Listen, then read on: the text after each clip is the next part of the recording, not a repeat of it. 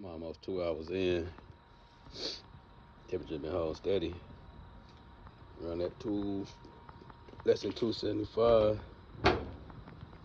Give it a pop trunk, give it a little look. Oh shit, heat coming up out of there.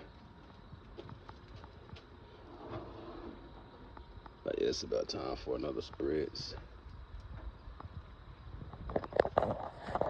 Check these bottoms.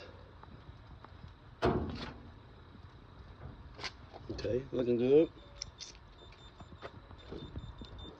Alright, I'm gonna spritz this and close this thing up, man. I'll let y'all. Alright, I got them ribs all wrapped up. Put them chicken wings for my daughter and them hot dogs on for her. Let this roll. See y'all in about an hour. Alright, let me check this chicken. I moved it around a minute ago. That's looking good. Hot dog still looking good. I'm about to put the ribs out the wrap. And I'm gonna go about 1 more hour. Alright, y'all.